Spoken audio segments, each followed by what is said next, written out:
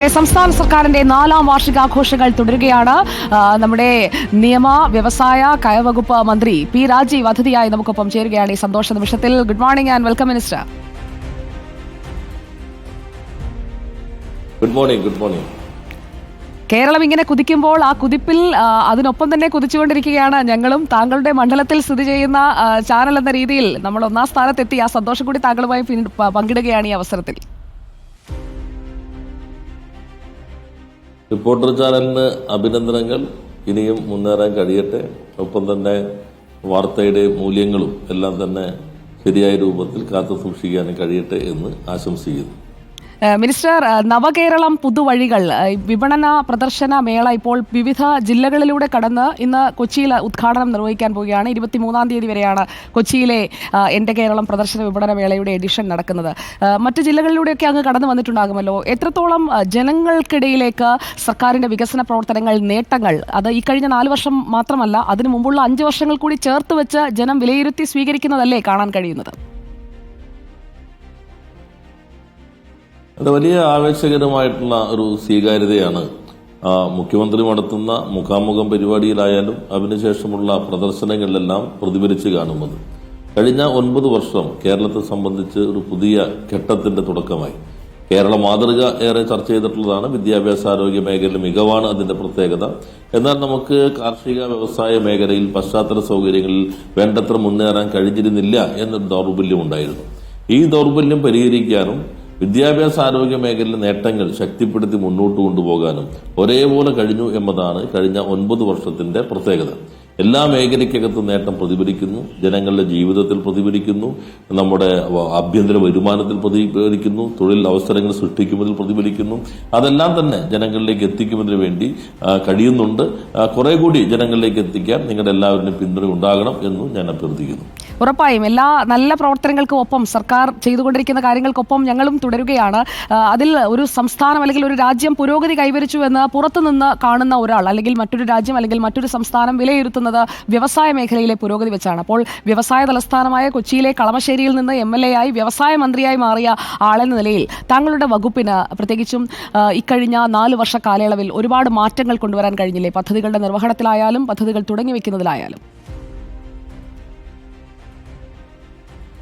തീർച്ചയായിട്ടും അതിപ്പോ നമ്മൾ വ്യവസായ സൗഹൃദത്തിന്റെ കാര്യത്തിൽ കേരളം പോരാ എന്നുള്ളതായിരുന്നു പൊതുവെ ഉണ്ടായിരുന്ന ഒരു പ്രതീതി. അതോടൊപ്പം തന്നെ നമ്മുടെ റാങ്കിങ്ങും 28ാമതായിരുന്നു. വളരെ മോശമായ ഒരവസ്ഥയിലായിരുന്നു. എന്നാൽ അതിൽ നിന്ന് വ്യത്യസ്തമായി കഴിഞ്ഞ ഗവൺമെന്റ് ഇട്ട അടിത്തറയും ഈ ഗവൺമെന്റ് നടത്തിയ മുന്നോട്ടുള്ള നടപടികളുടെ ഭാഗമായി ഇന്ന് നമ്മൾ വ്യവസായ സൗഹൃദത്തിൽ രാജ്യത്ത് തന്നെ 1ാം സ്ഥാനത്തെത്താൻ കഴിഞ്ഞു. അത് ഏറ്റവും അഭിമാനകരമായ നേട്ടമാണ്. 28ലെ റാങ്കിങ്ങിന്റെ അതേ മാനദണ്ഡങ്ങൾ തന്നെയാണ് 1-ലെത്തിയപ്പോഴും റാങ്കിങ്ങിൽ പിന്തുടർന്നിട്ടുള്ളത്. അതേപോലെ തന്നെ 2021 കേരളത്തിൽ 75,000-ഓളം MSMEകളാണ് ഉദ്യം രജിസ്ട്രേഷൻ ഉണ്ടായിരുന്നുവെങ്കിൽ ഇപ്പോൾ അത് 15.4 ലക്ഷത്തോളമായി ഉയർന്നിരിക്കുന്നു. അപ്പോൾ രജിസ്ട്രേഷൻ നോക്കുകയാണെങ്കിൽ 14.5 ലക്ഷത്തോളം വർധനവ് നമുക്ക് കാണാൻ കഴിയും. പക്ഷെ പുതിയ സംരംഭങ്ങൾ എന്ന നിലയിൽ 3.5 ലക്ഷത്തിലധികം സംരംഭങ്ങൾ വന്നിരിക്കുന്നു. വ്യവസായ മേഖലയിൽ വന്ന മാറ്റത്തെ സംബന്ധിച്ച് സംരംഭക സമൂഹത്തിന്റെ അഭിപ്രായമാണ് യഥാർത്ഥത്തിൽ ഞാനല്ല ഇതിനെക്കുറിച്ച് പറയേണ്ടത്.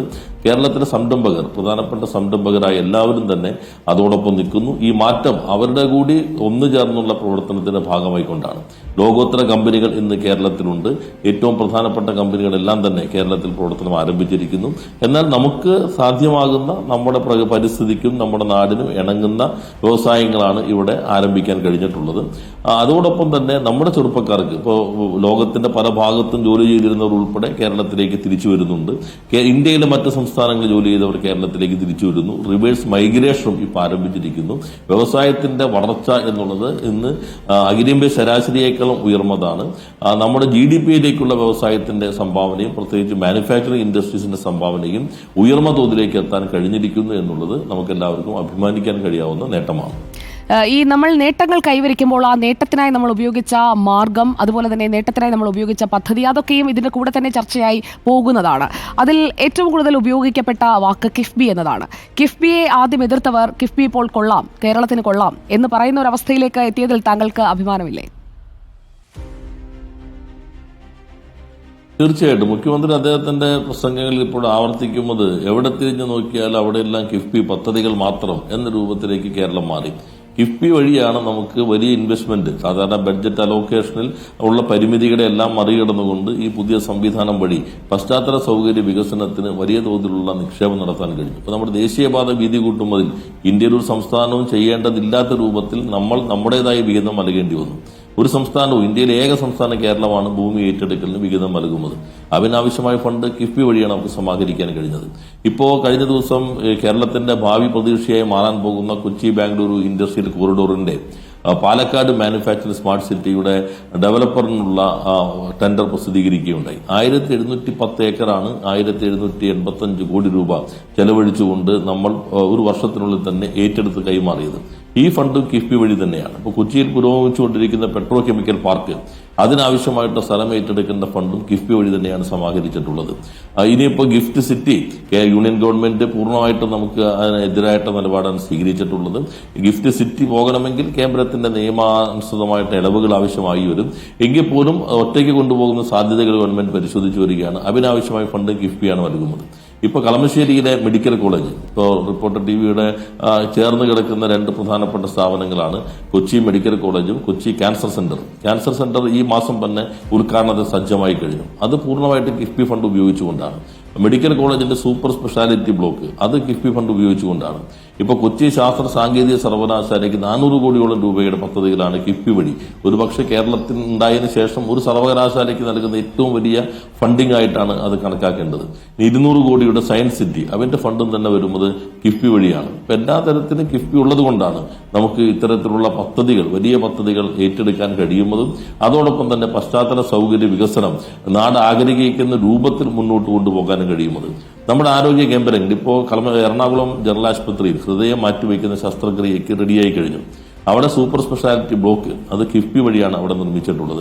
അതേപോലെ തന്നെ നമ്മുടെ എല്ലാ ആശുപത്രികളുടെയും മെച്ചപ്പെടുത്തൽ, വിദ്യാഭ്യാസ സ്ഥാപനങ്ങൾക്ക് 5 കോടി 3 കോടി 1 കോടി പദ്ധതികളിലൂടെ എല്ലാം തന്നെ പൊതുവിദ്യാഭ്യാസ യജ്ഞത്തിന് ആവശ്യമായ ഫണ്ട് കിഫ്ബി വഴി നൽകുന്നതിന് ഗവൺമെന്റിന് കഴിഞ്ഞു. അപ്പം നമുക്ക് പരിചിതമല്ലാതിരുന്ന ഒരു സാമ്പത്തിക സംവിധാനം വഴി കേരളത്തിന്റെ പശ്ചാത്തല സൗകര്യ വികസനത്തിനും വിദ്യാഭ്യാസ ആരോഗ്യ മേഖലയുടെ മുന്നേറ്റത്തിനും വ്യവസായ മേഖലയുടെ കുതിപ്പിനും സഹായകരമായി എന്നാണ് കാണേണ്ടത്.